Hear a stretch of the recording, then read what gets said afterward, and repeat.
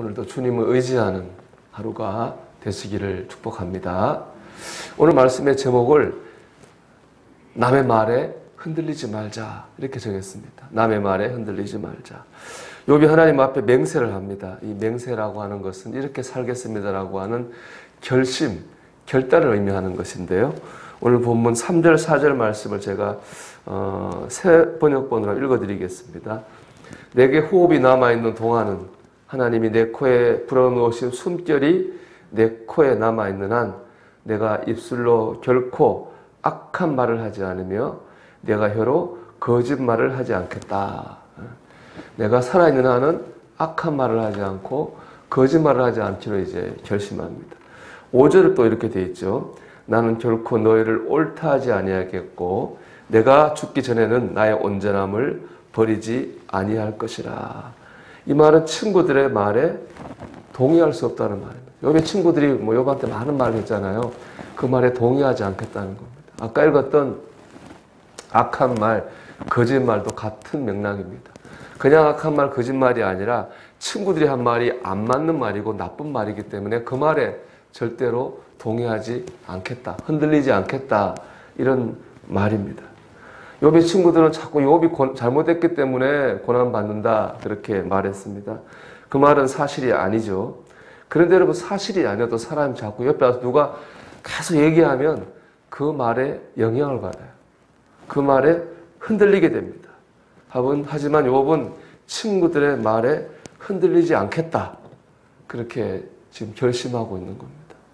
여러분 사람들의 말에 흔들리지 마십시오. 사람들은 하나님이 아닙니다. 사람들의 말도 진리가 아닙니다. 예수님께서 십자가에 못 박히기 위해서 예루살렘에 들어오셨어요. 사람들은 그걸 모르고 예수님을 열렬히 환영합니다. 겉옷을 펴놓고 종려나무 가지를 흔들며 호산나 하면서 예수님을 환영했습니다. 이건 당시의 왕이나 전쟁에서 이긴 장군이 들어올 때 하는 그런 예식입니다. 그들은 예수님을 하나님 보내신 왕이요 승리자로 예수님을 환영했어요. 그런데 바로 그 주간에 며칠 지난 뒤에 종교 지도자들의 고소로 예수님이 붙잡혔잖아요. 빌라도가 사람들 앞에 예수님과 바나바를 앞에 세워놓고 누구를 풀어주랴 이렇게 물었습니다. 당시에는 명절이 되면 우리는 특사죠. 한 사람을 풀어주는 제도가 있었기 때문에 그렇습니다. 빌라도는 예수님이 죄가 없기 때문에 당연히 예수님을 풀어주라고 할 줄 알았어요, 사람들이. 근데 사람들은 오히려 예수님을 죽이고 강도 바나바를 풀어주십시오. 이렇게 소리를 질러요. 불과 며칠 전만 해도 예수님 호산나 예수님 환영하던 그 사람들이 며칠 지났는데 완전히 사람들의 여론이 확 돌아서고 말았습니다. 사람들의 말이 이렇습니다. 사람들의 마음이 이렇습니다. 그때그때 상황에 따라 변하는 것이 사람들의 마음이고 말입니다. 우리는 코로나 사태를 겪으면서도 다시 한번 사실을 확인했습니다. 우리가 처음에 한 100명, 200명 생길 때 난리가 났잖아요. 나라가 망할 것처럼 하루에 300명 생기면 흔한 것처럼 그랬잖아요. 지금은 2000명 생긴 지가 꽤 됐는데도 우리가 그때하고 다르잖아요. 사람들의 반응이나 마음이 다르잖아요. 사람들의 마음이나 말이라고 하는 게 상황에 따라서 또 자기의 이익에 따라서 이렇게 변하게 되는 겁니다. 그렇기 때문에 우리는 사람들의 말을 물론 무시해서는 안 되겠지만 그렇다고 해가지고 휘두를 필요도 없습니다. 우리 중심을 붙잡고 살아야 되는 겁니다. 그럼 어떻게 우리가 중심을 붙잡고 특별히 믿음의 중심을 붙잡고 살아갈 수 있겠는가 하는 것인데요. 2절 말씀에 답이 있습니다.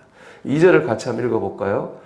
나의 정당함을 물리치신 하나님, 나의 영혼을 괴롭게 하신 전능자의 사심을 두고 맹세하노니.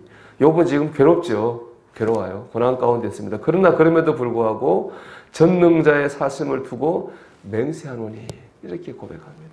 즉 욥은 그런 고난 가운데서도 하나님을 바라보았다는 것입니다. 그렇기 때문에 사람의 말에 휘둘리지 않을 수가 있었습니다. 욥은 고난 가운데서도 하나님을 의지했습니다. 그렇기 때문에 사람이 뭐라고 말한다 그래가지고 거기에 휘둘리지 않을 수가 있었던 겁니다. 팀 켈러 고통에 답하다라는 그런 책이 있는데요. 그 책에 이런 구절이 있어요. 예수님은 주권자이시면서도 고난 당하셨음을 기억하라. 고난이 하나님의 계획 밖에 있는 것이 아니라 그 일부임을 아셨던 것이다. 이런 말씀, 구절이 있어요. 그렇습니다. 예수님은 하나님의 아들이신데도 고난을 받으셨잖아요. 예수님 십자가에 못 박히셨을 때 사람들이 뭐라고 예수님 조롱했습니까? 하나님의 아들이라면서 왜 못 내려오냐? 왜 너 자신도 권하지 못하냐?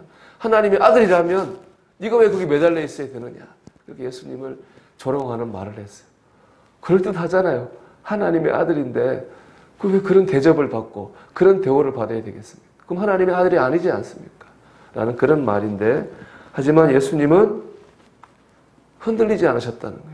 하나님도 하나님 아들인데 왜 이렇게 하십니까? 라고 하지 않으셨다는 거죠. 왜 그렇습니까?